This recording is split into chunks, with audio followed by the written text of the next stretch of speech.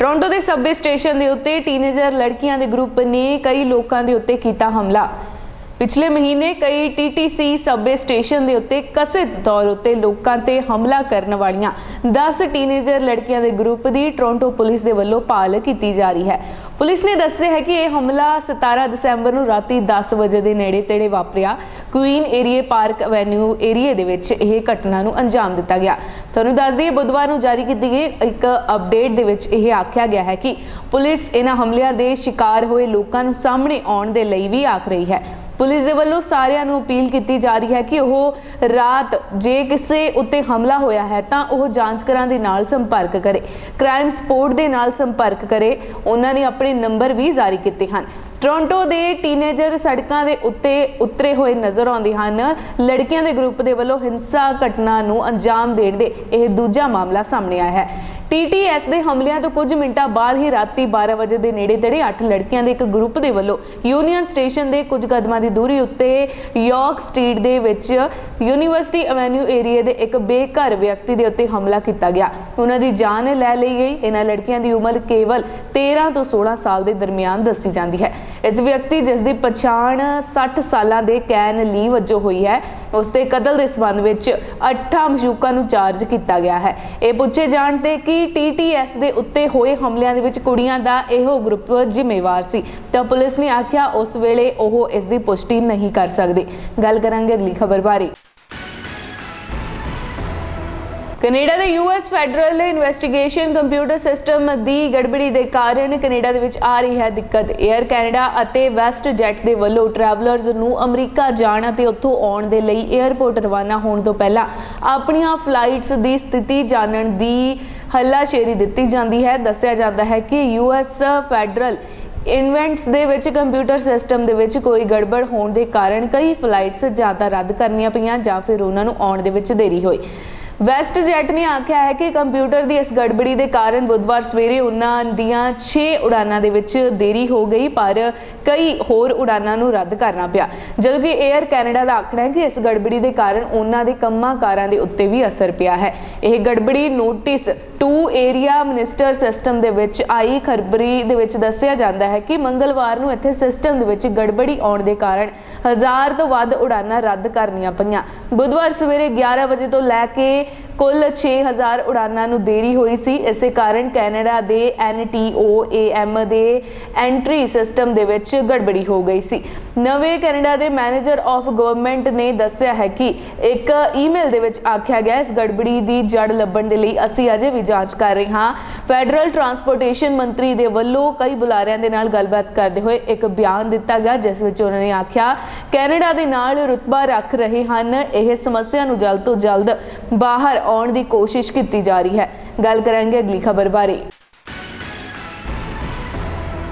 अमरीकी डॉक्टर नूं गैर जरूरी टैस्टां ते सर्जरियां दे लई करना पवेगा $18.5 लाख का भुगतान। भारतीय मूल दी डॉक्टर अते उसदे मैडिकल पैरामैडिक्स ग्रुप नूं अपने खिलाफ लगे दोषां दा निपटारा करन दे लई $18.5 लाख का भुगतान करना पवेगा। उन्हां ने दोष है कि उन्हां ने डॉक्टरी तौर उत्ते गैर जरूरी मंदियां दी सर्जरी अते टैस्टां दे लई सरकार नूं बिल भेजे। कुछ मामलिਆਂ ਦੇ ਵਿੱਚ मरीजां नूं सੱਟ ਲੱਗੀ ਸੀ। इसे उपरांत कई झूठे दाविਆਂ ते कानून की उलंघना करने के दोष के निपटारा करने के लिए लगभग $1,85,000 का भुगतान करने के लिए सहमत हुए हैं। तुहानूं दस दें कि संघी वकीलों ने दोष लगाया है कि पांड्या ते उन्हां दे डॉक्टरी अभ्यास ने सरकार नूं मोमियाबंत की सर्जरी अते होरनां टैस्टां दे लई बिल भेजिया जो सरकारी अते डॉक्टरी तौर उत्ते जरूरी नहीं सन अते ओह अधूरे भी सन। इस उपरांत सोमवार नूं एक रिलीज़ दे विच जो बिना डॉक्टर जरूरत दे जांच करते हैं इलाज करते हैं अजिहे डॉक्टर मरीजों तो लाभ लेंदे हैं, उन्हां दी जान नूं खतरे विच पाउंदे हैं। अधिकारियों ने कहा है कि समझौते उन्हां दोषियों का निपटारा करता है जो 1 जनवरी 2011 तो 31 दिसंबर 2016 तक पांडे ने डॉक्टरी तौर पर गैर जरूरी सर्जरियां अते होर प्रतिक्रियावां दे नाल जानबुझ के संघी सेहत देखभाल प्रोग्राम नूं झूठे दावे पेश किए सन। गल करांगे अगली खबर बारे। कैलीफोर्निया हड़ के कारण हालात होए खराब, पानी च डुबिया पूरा शहर, 17 लोगों की हुई मौत। ਅਮਰੀਕਾ ਦੇ ਕੈਲੀਫੋਰਨੀਆ ਰਾਜ ਜਿੱਥੇ ਕੜਾਕੇ ਦੀ ਠੰਡ ਦੀ ਲਪੇਟ ਦੇ ਵਿੱਚ ਹਨ, ਉੱਥੇ ਹੀ ਮੰਗਲਵਾਰ ਨੂੰ ਹੋਰ ਸ਼ਕਤੀਸ਼ਾਲੀ ਤੂਫਾਨ ਆਉਣ ਦੀ ਸੰਭਾਵਨਾ ਹੈ। ਇਸੇ ਦੌਰਾਨ ਸੂਬੇ ਦੇ ਵਿੱਚ ਹੜ੍ਹ ਦੇ ਕਾਰਨ ਹਾਲਾਤ ਬਹੁਤ ਖਰਾਬ ਹਨ। ਇੰਜ ਲੱਗਦਾ ਹੈ ਕਿ ਜਿਵੇਂ ਪੂਰਾ ਸ਼ਹਿਰ ਹੜ੍ਹ ਦੇ ਪਾਣੀ ਵਿੱਚ ਡੁੱਬ ਗਿਆ ਹੋਵੇ। ਹੜ੍ਹ ਦਾ ਪਾਣੀ ਇੱਕ ਮੁੰਡੇ ਨੂੰ ਵੀ ਵਹਾ ਕੇ ਲੈ ਗਿਆ। ਲੱਖਾਂ ਨਿਵਾਸੀਆਂ ਦੇ ਲਈ ਹੜ੍ਹ ਦੀ ਚੇਤਾਵਨੀ ਜਾਰੀ ਕੀਤੀ ਗਈ ਹੈ। ਲਗਭਗ 50,000 ਲੋਕਾਂ ਉਹਨਾਂ ਇਲਾਕਿਆਂ ਦੇ ਵਿੱਚ ਛੱਡਣ ਦੇ ਹੁਕਮ ਦਿੱਤੇ ਗਏ ਅਤੇ ਭਾਰੀ ਮੀਂਹ, ਬਿਜਲੀ, ਗੜੇਬਾਰੀ ਅਤੇ ਜ਼ਮੀਨ ਖਿਸਕਣ ਦੇ ਕਾਰਨ 1,10,000 ਤੋਂ ਵਧੇਰੇ ਘਰਾਂ ਦੇ ਵਪਾਰਿਕ ਕੇਂਦਰਾਂ ਦੀ ਬਿਜਲੀ ਸਪਲਾਈ ਨੂੰ ਵਿਘਨ ਪਿਆ ਹੈ।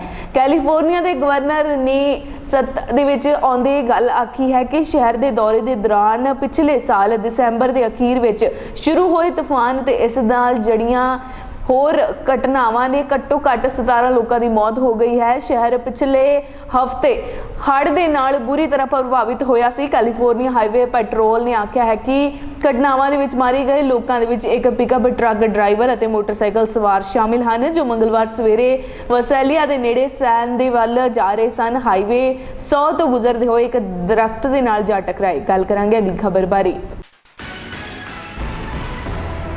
ਕੰਪਿਊਟਰ ਸਿਸਟਮ ਵਿੱਚ ਖਰਾਬੀ ਦੇ ਕਾਰਨ ਅਮਰੀਕਾ ਦੇ ਵਿੱਚ ਸਾਰੀਆਂ ਉਡਾਨਾਂ ਕੀਤੀਆਂ ਗਈਆਂ ਰੱਦ। ਪਾਇਲਟ ਨੋਟੀਫਿਕੇਸ਼ਨ ਸਿਸਟਮ ਦੇ ਵਿੱਚ ਖਰਾਬੀ ਦੇ ਕਾਰਨ ਅਮਰੀਕਾ 'ਚ ਸਾਰੀਆਂ ਉਡਾਨਾਂ ਨੂੰ ਰੋਕਣਾ ਪਿਆ। ਇਹ ਸਥਿਤੀ ਫੈਡਰਲ ਦੇ FAA ਦੇ ਕੰਪਿਊਟਰ ਸਿਸਟਮ 'ਚ ਖਰਾਬੀ ਕਾਰਨ ਪੈਦਾ ਹੋਈ ਹੈ। ਤੁਹਾਨੂੰ ਦੱਸ ਦਈਏ, ਇੱਕ ਬਿਆਨ ਦੇ ਵਿੱਚ ਆਖਿਆ ਗਿਆ ਕਿ ਇਸ ਦਾ ਨੋਟਿਸ 2 에ਅਰ ਮਿਸ਼ਨ ਸਿਸਟਮ ਦੇ ਸਥਾਨਿਕ ਸਮੇਂ ਦੇ ਅਨੁਸਾਰ ਬੁੱਧਵਾਰ ਸਵੇਰੇ ਫੇਲ ਹੋ ਗਿਆ, ਜੋ ਕਿ ਹਵਾਈ ਜਹਾਜ਼ ਦੇ ਸੰਚਾਲਨ ਦੇ ਦੌਰਾਨ ਪਾਇਲਟ ਅਤੇ ਹੋਰਨਾਂ ਨੂੰ ਮਹੱਤਵਪੂਰਨ ਜਾਣਕਾਰੀ ਪ੍ਰਦਾਨ ਕਰਨ ਵਿੱਚ ਮਦਦ ਕਰਦਾ ਹੈ। ਹਵਾਬਾਜ਼ੀ ਸੰਸਥਾ ਨੇ ਇੱਕ ਬਿਆਨ ਵਿੱਚ ਆਖਿਆ, ਅਸੀਂ ਅੰਤਿਮ ਪ੍ਰਤੀਕਿਰਿਆ ਜਾਂਚ ਕਰ ਰਹੇ ਹਾਂ, ਹੁਣ ਸਿਸਟਮ ਨੂੰ ਦੁਬਾਰਾ ਖੋਲ ਰਹੇ ਹਾਂ। ਪੂਰੇ ਰਾਸ਼ਟਰੀ ਹਵਾਈ ਖੇਤਰ ਦੇ ਵਿੱਚ ਸੰਚਾਲਨ ਪ੍ਰਭਾਵਿਤ ਹੋਏ ਹਨ। ਕਈ ਯਾਤਰੀਆਂ ਨੇ ਟਵੀਟ ਕੀਤਾ ਹੈ ਕਿ ਉਹ ਖਰਾਬੀ ਦੇ ਕਾਰਨ ਫਸੇ ਹੋਏ ਹਨ। ਇਸੇ ਉਪਰੰਤ ਅੱਗੇ ਬਿਆਨ ਦਿੱਤਾ ਗਿਆ ਹੈ ਕਿ ਉਹ ਸਿਸਟਮ ਨੂੰ ਬਹਾਲ ਕਰਨ ਦੇ ਲਈ ਕੰਮ ਕਰ ਰਹੇ ਹਨ।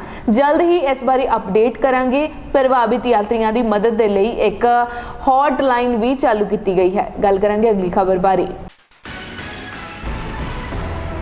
ਪੈਰੂ 'ਚ ਹਿੰਸਾ ਪ੍ਰਸ਼ੰਸਕ ਨੂੰ ਰੋਕਣ ਦੇ ਲਈ ਰਾਤਾਂ ਨੂੰ ਕਰਫਿਊ ਦਾ ਹੁਕਮ ਦਿੱਤਾ ਗਿਆ। ਹੁਣ ਤੱਕ 40 ਲੋਕ ਮਾਰੇ ਗਏ।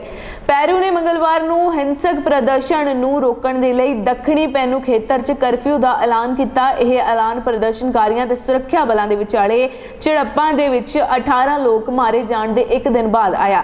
3 ਦਿਨ ਦਾ ਰਾਤ ਦਾ ਕਰਫਿਊ ਰਾਤ 8 ਵਜੇ ਤੋਂ ਸਵੇਰੇ 4 ਵਜੇ ਤੱਕ ਚੱਲੇਗਾ। ਇਹ ਫੈਸਲਾ ਸਾਬਕਾ ਰਾਸ਼ਟਰਪਤੀ ਦੇ ਵੱਲੋਂ ਲਿੱਤਾ ਗਿਆ ਹੈ, ਜਿਸ ਦੇ ਵਿਦਰੋਹ ਦੇ ਵਿੱਚ ਇੱਕ ਮਹੀਨੇ ਵਿੱਚ ਮੌਤਾਂ ਦੀ ਗਿਣਤੀ ਵੱਧ ਕੇ 40 ਕਰਨ ਤੋਂ ਬਾਅਦ ਆਇਆ ਹੈ।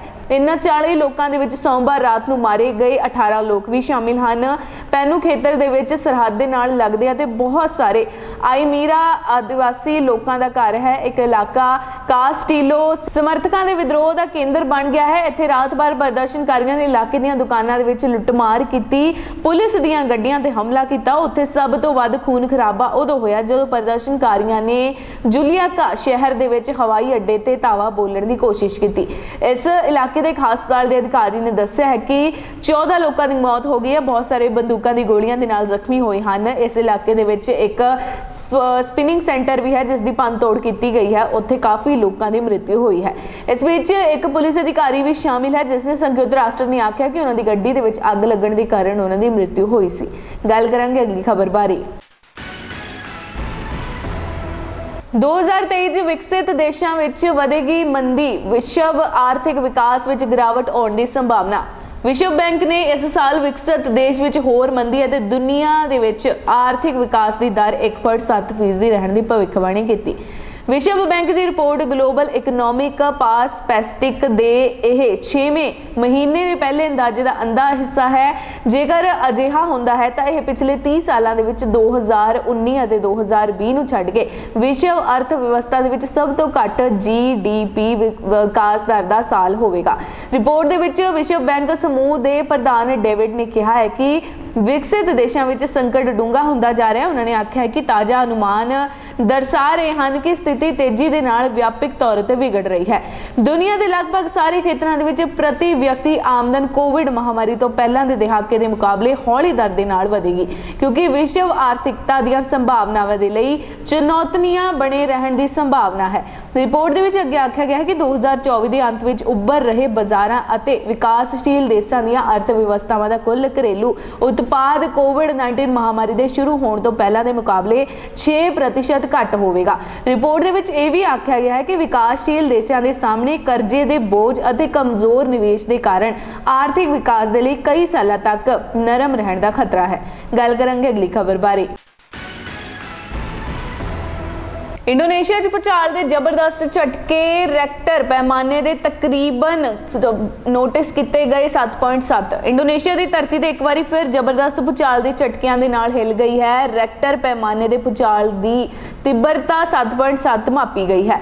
भूचाल के तेज झटकों के कारण लोग डर गए, अपने घरों तो भज के खेतों के इकट्ठे होए। दस दे कि इंडोनेशिया च पिछले साल भी भूचाल आए सन, जिथे वड्डे पद्धर ते जान माल का नुकसान होया सी। स्थानिक समय के मुताबिक दोपहर 2:30 वजे के नेड़े तेड़े इंडोनेशिया के भूचाल के खेतर दे विच 342 दक्षिण पूर्व दे विच भूचाल के झटके महसूस किए गए। यूरोपीयन भूचाल केंद्र ने आख्या कि भूचाल के झटके इंडोनेशिया तो 2000 किलोमीटर तो ज्यादा दूरी ऑस्ट्रेलिया और पूर्वी तिमोर दे विच भी महसूस किए गए हैं। इस चेतावनी के तहत आने वाले कुछ घंटे या फिर दिनों के विच इस झटके महसूस किए जा सकते हैं। तुहानूं दस दें कि भारत के विच भी 5 जनवरी 2023 नूं उत्तरी भारत के विच भूचाल के झटके महसूस किए गए सन। उन्हां दी तीव्रता 5.5 दसी जाती है। यह भूचाल का केंद्र अफगानिस्तान की पाकिस्तान खेतर च है। गल करांगे अगली खबर बारे। विद्यार्थी जल्द ही स्कूलों के पढ़नगे पंजाबी भाईचारे के लिए ऑस्ट्रेलिया तो एक चंगी खबर सामने आई है। जानकारी के मुताबिक हुण पश्चिमी ऑस्ट्रेलिया के पब्लिक स्कूल के पंजाबी पढ़ाई करवाई जाएगी। स्कूली पाठक्रम के पंजाबी भाषा को शामिल करने की तैयारी की जा रही है। 2021 की मरदुशारी तो बाद ऑस्ट्रेलियन सरकार पंजाब नूं सब तो नवी भाषा वजों अपना रही है। इस तो पता चलता है कि यह ऑस्ट्रेलिया के सब तो तेजी दे नाल वध रही भाषा है, जिथे 2,40,000 के नेड़े तेड़े लोग घर दे विच पंजाबी बोलते हैं। यह साल 2016 के मुकाबले 80% वध गया है। MSBS दे स्कूल दे वल्लों एक रिलीज़ दे विच आख्या गया है कि स्कूल दे विच प्राइमरी तो ही लैके 12वीं तक सिलेबस तैयार किया जाएगा। 2021 विच तमिल, हिंदी, कोरियन भाषावां नूं पाठक्रम दे विच शामिल किए जाने तो बाद स्कूलों दे विच पंजाबी पढ़ाउण बारे विचार किया गया। विद्यार्थियों ने 2024 दे विच साल 11 के कोर्स लैण दे योग की उम्मीद जताई सी। 2025 विच पहली Australian territory admission rank course परीक्षा निर्धारित हैं, जदों कि स्कूल दे विच कोल 2024 दे विच शुरू होने वाली प्री प्राइमरी तो साल 10वीं तक के कोर्सां तक पहुँच होगी। दिसंबर दे विच सिक्ख्या मंत्री ने SBS ने दस्सिया है कि पश्चिमी ऑस्ट्रेलिया दे विच 12वीं जमात के विद्यार्थियों के द्वारा प्री नर्सरी के लिए पंजाबी भाषा को एक विकल्प वजों पेश किया जाएगा। उन्होंने आख्या कि सूबे भर दे विच बोलियां जाण वालियां 190 तो वधेरे भाषावां दे नाल भाषा विभिन्नतावां एक वड्डी ताकत है जो समाजिक, सभ्याचारक और आर्थिक लाभ प्रदान करती है। गल करांगे अगली खबर बारे।